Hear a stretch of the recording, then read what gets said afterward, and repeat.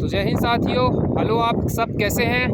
और हमारी भारत यात्रा के आज दोस्तों हो चुके हैं पूरे 755 दिन और हम अभी आनंद ले रहे हैं मेघालय की वादियों का।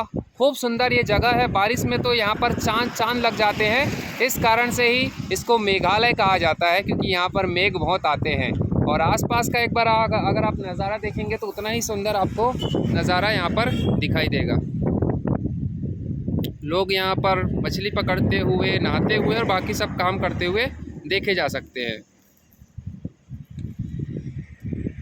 हाँ तो दोस्तों, हम बात कर रहे थे हमारी भारत यात्रा की, ऑल इंडिया साइकिल जर्नी की, टूर की, राइड की। पहले तो मैं यात्री हूँ, बाकी सब चीज़ें आप जो भी मान लो, यूट्यूबर है, जो भी है। तो दोस्तों, हम जब मिज़ोरम में थे, क्योंकि हमारी कहानी हमको आगे बढ़ानी है, जब तक कि हम उस घटना के बारे में आपको जानकारी नहीं देते तब तक हमारी स्टोरी आगे बढ़ ही नहीं सकती। क्योंकि ऐसा हमारे साथ में हुआ था जिसके कारण हम सकते में पड़ गए थे, बहुत ज़्यादा डर भी गए थे। क्योंकि आपकी कोई सुनने समझने वाला ही नहीं, आप कहेंगे किससे, भाई भाषा की दिक्कत होती है। तो चूँकि हमारी जो इनर पास परमिट बनी हुई थी मिज़ोरम की, वो 3 से 9 तारीख तक की बनी थी, मतलब 1 हफ्ते की। पैसा वैसे भी उन्होंने नहीं लिया था, लेकिन हुआ ये था कि हम लगभग 9 तारीख को ही निकल चुके थे और एक आध दिन और एक्स्ट्रा लगता था, मतलब 10 तारीख को ही हम पहुंचते थे बाहर मिज़ोरम के। लेकिन क्या हुआ था, हमने लगभग 50 से 70 किलोमीटर की जर्नी उस दिन पूरी कर ली थी और हमें स्टे करना था। लेकिन कहीं कोई समझ में नहीं आ रहा था कि क्या स्टे करना है, क्या करना है। लेकिन कोई बात, कहीं ना कहीं हो जाता था। लेकिन ऐसी घटना हुई जिससे मैं पूरी तरीके से सकते में आ गया दोस्तों, बहुत ज़्यादा डर गया था। हुआ यूँ कि जब मैं साइकिल से आगे बढ़ रहा था, अब मैं ये इस फिराक में था कि मुझे कहीं रुकने की व्यवस्था मिल जाए, देखते देखते धीरे धीरे आगे बढ़ रहा था। तो मैंने देखा कि एक व्यक्ति है जो शर्ट उसका उतरा हुआ है, एक लड़का था। और वो कुछ, मैं ऐसे जा रहा था, वो भी बिल्कुल ऐसे ही पैदल पैदल रोड के बीचों बीच चल रहा था। तो जब मैंने उसके फेस को ऐसा उल्टे में देखा, जैसे आप लोग मुझे देख रहे होंगे ऐसे फेस में, तो उसके यहाँ पर पूरा कटा हुआ था, शायद चाकू से, किसी हथियार से या गिरा पड़ा होगा, तो खून निकल रहा था यहाँ से। तो मैंने ध्यान नहीं दिया, मैं उसके ऐसे ही साइड से निकल गया। मुझे मालूम है क्योंकि वहाँ पर कुछ ऐसी चीज़ें चलती रहती है, ड्रग्स वगैरह, कोकीन वगैरह, जिसके वहाँ पर युवा उस चीज़ के लगभग आदी हो चुके हैं। बहुत सारे लोगों ने अपने आप को उस दलदल से बाहर निकाला, लेकिन अभी भी बहुत सारे लोग उस दलदल में फंसे हुए। उसकी कहानी मैं आपको बहुत डिटेल में बाद में बताऊँगा।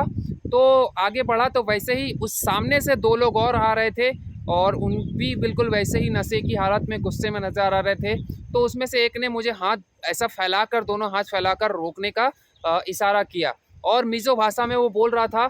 बट ऐसा है कि मुझे मिज़ो आती नहीं, उनको हिंदी नहीं आती, लेकिन फिर भी मैंने उनको इशारे में किया कि मैं साइकिल आगे रखता हूँ। क्योंकि मुझे मालूम है, अगर मैं साइकिल वहाँ पे स्पॉट करके खड़ा हो जाता था तो या तो मेरा सामान निकाल लिया जाता था, मेरे पैसे निकाल लिए जाते थे, मारपीट किया जाता था और बहुत कुछ मेरे साथ हो सकता था। तो इस कारण से ही बहुत ज़्यादा मैं डर गया था कि भाई क्या होगा क्या नहीं। क्योंकि बेसिक सी बात है यार, मैं उनको समझा नहीं पाता था, आसपास वालों से मदद भी नहीं मांग सकता था, क्योंकि वो लोग मेरी बात समझने वाले नहीं थे। ऊपर से वो लोग लोकल्स थे और कई बार ऐसा भी हो जाता है कि भाई सामने वाले अपना होता है, तो कई बार हम उनकी गलतियों पर पर्दा डाल देते हैं। तो हुआ भी ये हुई। फिर मैं बोला कि भाई मैं साइड में साइकिल रोकता हूँ करके इशारा करके, जैसे तैसे मैं थोड़ा सा आगे बढ़ा और फिर मैंने साइकिल स्पीड में बढ़ाई। तो फिर मैं जब उसके बाद इतनी स्पीड में बढ़ाई कि मैं पीछे मुड़ के, मेरे को देखने की इच्छा ही नहीं हो रही थी, क्योंकि डर लग रहा था कि भाई कौन सी वो गाड़ी में आ जाए, कैसे कैसे तरीके से आ जाए। लेकिन फिर मैं आगे बढ़ता गया। फिर रास्ते में मुझे एक जो गाड़ियाँ 4 व्हीलर रहती, पीछे से भाग खुला हुआ रहता है जिसमें सामान वगैरह ढोया जाता है। तो उसमें से एक भैया रास्ते में चल रहे थे, तो उनसे मेरी बातचीत हुई और मैं गिर भी गया था, क्योंकि मैंने बड़े स्पीड में साइकिल चलाई थी, हड़बड़ाहट में।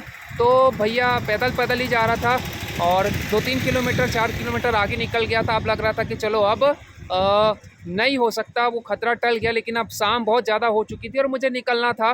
तो आखिरकार वो भैया रोका, बातचीत, चूँकि सब लोग रोक के मुझसे बातचीत करते हैं, तो उन्होंने मुझसे बातचीत करनी चाहिए, तो उनसे मेरी बातचीत हो रही थी। उसके बाद फिर उन्होंने हालचाल जाना, वे जा रहे थे सिलचर। तो मैंने उनसे यही कहा कि भाई, उन्होंने मुझसे यही पूछा कि भाई कोई मदद चाहिए क्या, या फिर आप चलोगे क्या हमारे साथ में, क्योंकि हमारी तारीख पूरी हो चुकी थी, 9 तारीख उस दिन थे ही, और ये इंसिडेंट हो गया था और शाम भी हो चुकी थी। हमारे लिए उतना रुकने की व्यवस्था कहीं बन भी नहीं पा रही थी। तो मुझे मजबूरी में उनके साथ उनका लिफ्ट लेकर जाना पड़ा तो लगभग जैसे मैंने 70-75 किलोमीटर 77 किलोमीटर लगभग जर्नी कर ली थी। तो 100 किलो उस दिन की मतलब मैंने साइकिल जर्नी कर ली थी, उस दिन का कोटा पूरा कर लिया था। अगले दिन फिर से मैं आगे बढ़ने वाला था, लेकिन रूल के हिसाब से और उस घटना के कारण थोड़ा सा मुझे उनसे मदद लेनी पड़ी और रात में उन्होंने मुझे गाड़ी में लिफ्ट दी और मुझे सिलचर तक के छोड़ दिया। तो जब मैं सिलचर पहुंचा तो उनको मैंने धन्यवाद दिया और अगले दिन की तैयारी मैं करने लगा मिज़ोरम की। तो उसके बाद फिर ये सब चीज़ें हो गई थी, कुछ बहुत ज़्यादा ही मैं डर गया था, नर्वस हो गया था। तो इस प्रकार से बहुत सारी चीज़ें हमारे साथ रास्ते में होता है और बहुत सारी चीज़ों का हम जिक्र कर पाते, कई बार नहीं कर पाते। तो इसलिए ये मौका मिला कि मैं बोला मेघालय आया हूँ, मेघालय की आपको कहानियाँ सुनानी है, अनुभव बताना है। लेकिन उसके पहले जो मिज़ोरम के जो हमारा एंडिंग पॉइंट है वो अगर हमने नहीं बताया तो हमारी जो स्टोरी है वो आगे नहीं बढ़ सकती। तो इस स्टोरी के बाद हम आपको मेघालय की पूरा ही हमारी जर्नी पहले स्टेप से लेकर अभी तक के स्टेप की जानकारी अगले वीडियो में देंगे। तो बने रहिए अपने दोस्त के साथ में। धन्यवाद। जय हिंद, जय भारत।